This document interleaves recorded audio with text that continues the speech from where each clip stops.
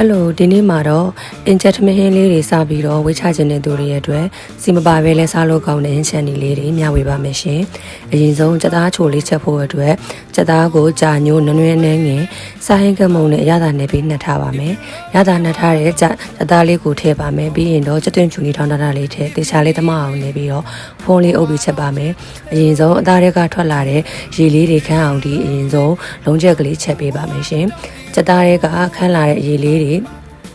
ခမ်းပြီဆိုရင်တော့နောက်ထပ်ရင်နွေးလေးထည့်ပြီးတော့အသားလေးနှုတ်အောင်ဒီအဖုံးလေးအုပ်ပြီးတော့ချက်ပေးပါမယ်ရှင်။စီမပါတဲ့အတိုင်းဟင်းလေးတွေချက်တဲ့အခါမှာဒီလိုမျိုးရေကန်းအောင်ဒီချက်ပေးတာကအရသာလေးတွေအသားတွေကိုဝင်ပြီးတော့စီမပါပဲလဲစားကောင်းတဲ့ဟင်းတစ်ခွက်အဖြစ်ရရှိစေပါတယ်ရှင်။ပြီးရင်တော့ငွေနှင်းမို့ဆက်ချက်ကလေးချက်ဖို့အတွက်အရင်ဆုံးခဲညင်ကြီးလေးထည့်ပါမယ်။ချက်သွင်းချူလေးထောင်းထားတာလေးထည့်ပါမယ်။နွေနှင်းမို့အနှဲငယ်အယောင်တင်မို့အနှဲငယ်ထည့်ပြီးတော့အဖုံးလေးအုပ်ကခဲညင်ကြီးလေးတွေကိုထွက်လာတဲ့အရည်လေးတွေနဲ့လုံးပြီးတော့လုံးချက်ကလေးချက်ပါမယ်။မီအေးလေးနဲ့ခဲညင်ကြီးလေးတွေကိုတေချာလေးလုံးသွားအောင်လို့တစ်သားရောင်မလေးနဲ့ဖြစ်ချေလေးချေပြီးတော့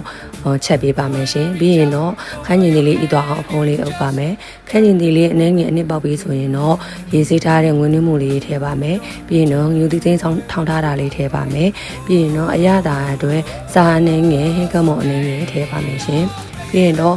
တေချာလေးသမသွားအောင်လို့မှွေပြီးတော့အရသာလေးတွေနှောက်အောင်လို့မှွေပေးပါမယ်ရှင်ပြီးရင်တော့ဖုံးလေးအုပ်ပြီးတော့မိုးချက်ကလေးချက်ပေးပါမယ်မှုကနေထွက်လာတဲ့ရေလေးနဲ့ပဲချက်ထားပါတယ်ရှင်ရေထက်ပြီးတော့မထည့်ပါဘူးမှုလေးနှက်ပြီးဆိုရင်တော့ပင်စိမ်းလေးအနှဲငယ်အုပ်ပေးလိုက်ပါမယ်ရှင်ဟင်းကမွေးချိုင်လေးတွေနဲ့ဆိုတော့စီမပါလေးပဲစားလို့ကောင်းတဲ့ဟင်းတစ်ခွက်အဖြစ်ရပါတယ်။ဒါဆိုရင်တော့စီလုံးဝမပါဝင်တဲ့ငွေနှင်းမို့ပြင်စိမ်းဆက်ချက်ကလေးရပါပြီ။ပြီးရင်တော့ကျမကတော့ထမင်းကိုဂရန်ချိန်လေးနဲ့စားပါမယ်။150ဂရန်ချိန်ပါတယ်ရှင်။ဒီလိုမျိုးဂရန်ချိန်စက်ကလေးနဲ့စားတာခါမှာကိုစားလိုက်တဲ့ကီလိုရီပမာဏကိုအနည်းဆက်ဆုံးလေးတွက်လို့ရပါတယ်ရှင်။ကျမတို့ဒီ